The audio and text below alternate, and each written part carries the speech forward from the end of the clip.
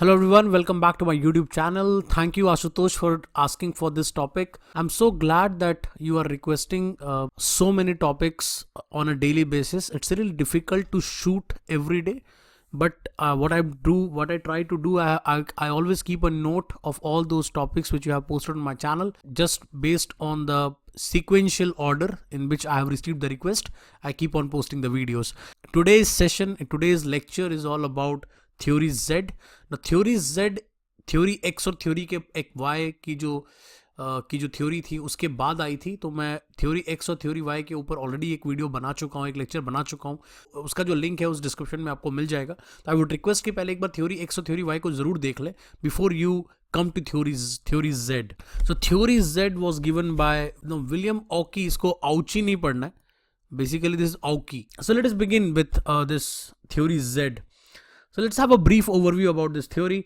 Theory Z was invented by an American economist and a management professor called as William Oki, following the X and theory Y given by Douglas McGregor in 1960. जैसा मैंने आपको भी just बताया कि Douglas McGregor gave the theory of theory X and theory Y. Basically, what Oki did is he identified the problems in theory X and theory Y, and then he came up with a theory called as theory Z in a simple way.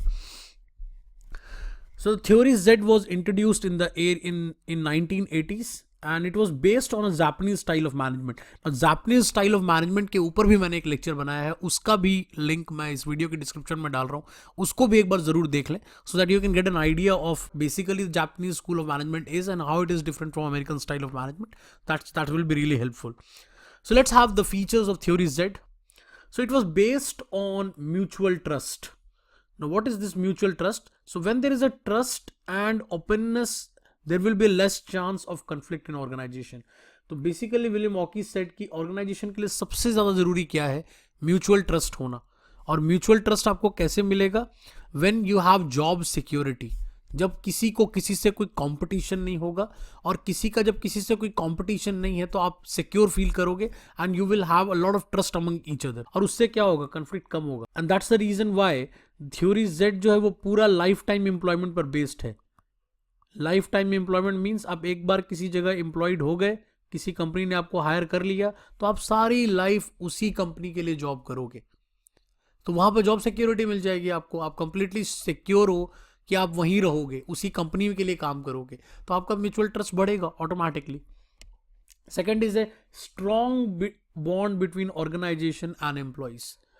As I told you, life time employment है, that's why it is more like living like a family.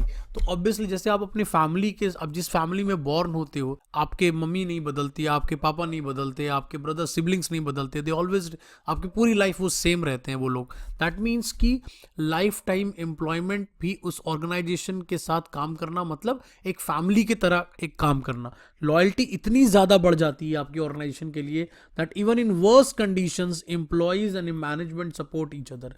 कितना भी worse condition आ जाएगा, अगर आप Japanese school of management को पढ़ोगे, आप देखोगे वहां पर कंपनीज बैंकरप्ट हो जाती थी, सैलरी नहीं दे पा रही है एम्प्लॉयज को, लेकिन फिर भी एम्प्लॉय ऑर्गेनाइजेशन छोड़कर नहीं जाता था, काम करता रहता था फ्री ऑफ कॉस्ट, क्योंकि उनको लगता था कि आज इस कंपनी का बुरा समय आया है जिसके साथ मैं लाइफ टाइम से काम कर रहा हूं, तो how I can leave it. Just like family में अगर किसी को प्रॉब्लम आ जाती है तो हम फैमिली को छोड़ते नहीं हैं, उनका सपोर्ट करते हैं. सिमिलरली यहाँ पर भी जो थ्योरी Z थी वो प्योरली इसके ऊपर बेस्ड थी कि यहाँ पर स्ट्रॉन्ग बॉन्ड रहता है between organisation and employees, they are more like family. Third is employee involvement. Employee involvement means more and more participation of employees in decision making. कोई भी डिसीजन होगा तो वो सभी लोगों की सहमति से होगा, more like consensus. The same goes with Japanese style. Japanese style में भी कंसेंसस उनका मेन फीचर था, और उससे क्या होगा? उसका कमिटमेंट बढ़ेगा, उसकी परफॉर्मेंस बढ़ेगी. ऐसा क्यों होगा? Because employee will feel a sense of responsibility.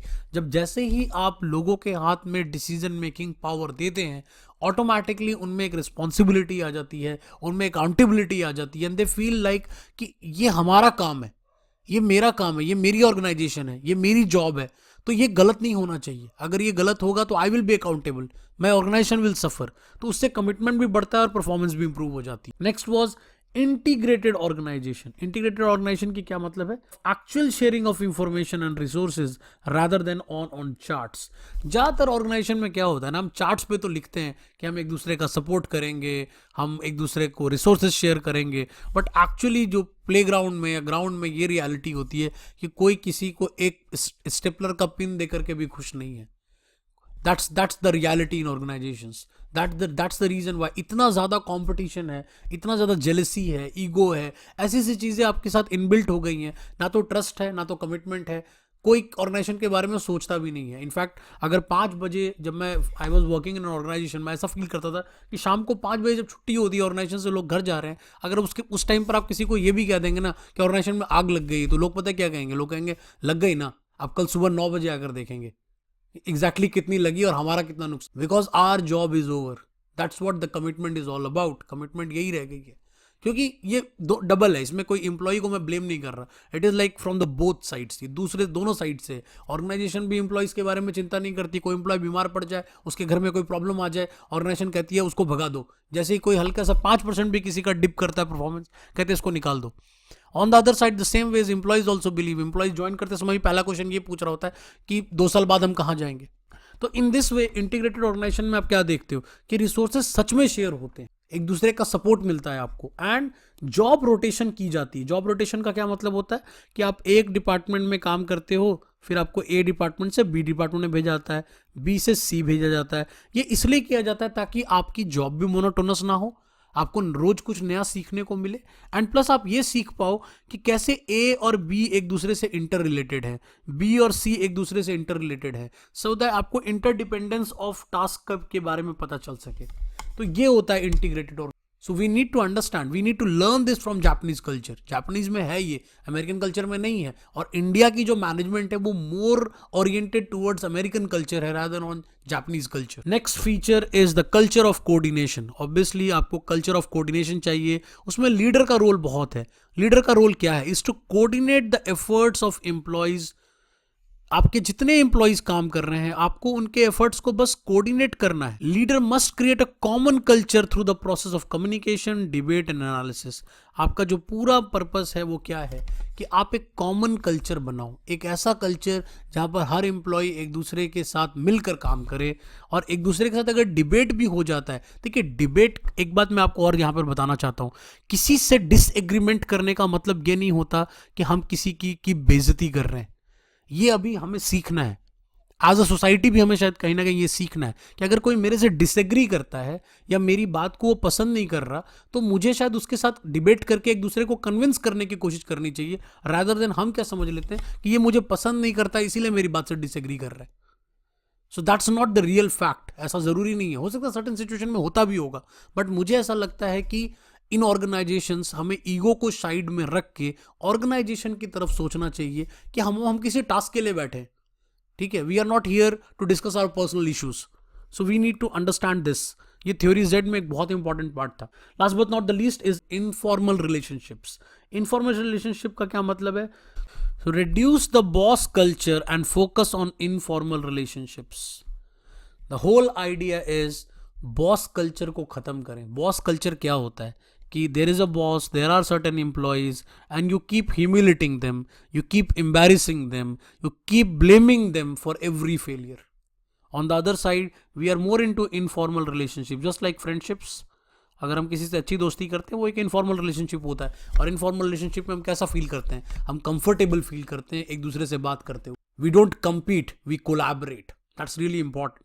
So these are certain features of theory Z.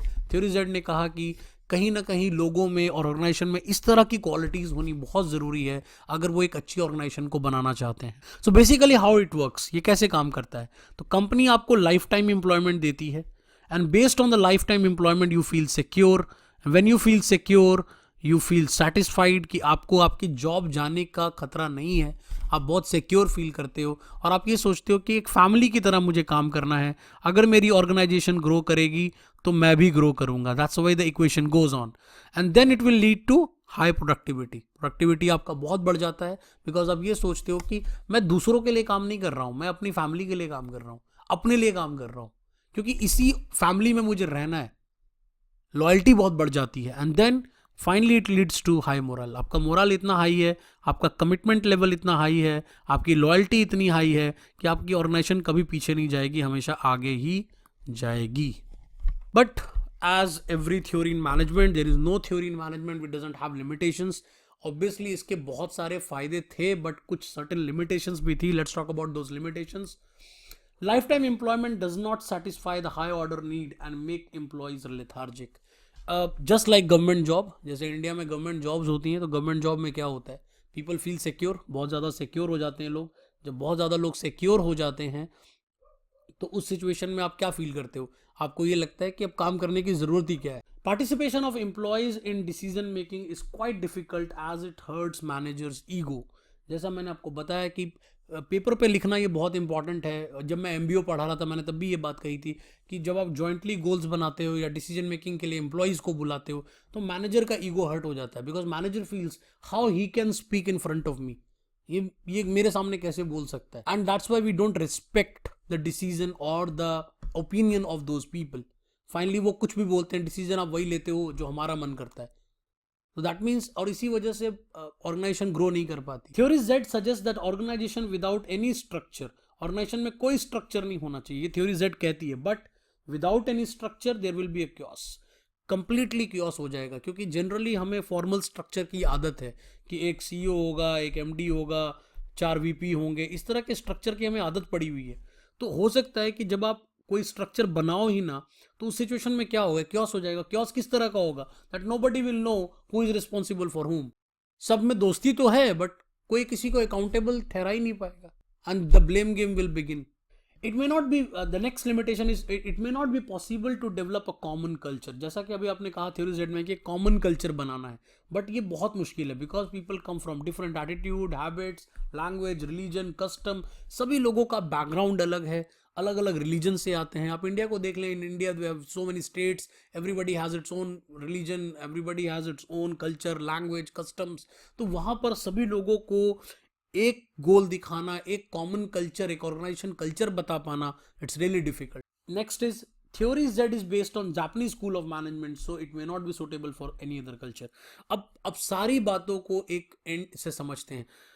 Aoki की जो ये पूरी थ्योरी है वो जापानीज स्कूल ऑफ मैनेजमेंट पे बेस्ड है। तो when you look at Japanese organisations, वहाँ पर ये थ्योरी फुल्ली एप्लीकेबल हो सकती है क्योंकि वहाँ पे लाइफ टाइम एम्प्लॉयमेंट भी है, वहाँ पे लोगों की कमिटमेंट भी हाई है और उनके कल्चर में ये डीपली रूटेड है कि वो ऑर्गेनाइजेशन के साथ चोरी नहीं करते। They don't cheat organizations. On the other side, when you come to countries like India, Asian countries or even in American culture, वहाँ पर शायद ये थ्योरी बिल्कुल भी फिट इन नहीं हो पाएगी क्योंकि वहाँ पर कैपिटलिस्ट इकोनॉमी है और majority of the organization work for profits. लोग प्रॉफिट्स के लिए काम करते हैं और प्रॉफिट में तो एम्प्लॉय की प्रोडक्टिविटी डंडे के जोर पे चलती है। Simple. I hope you understood this lecture and you understood the whole concept of William Ouchi theory Z. Thank you so much for your support.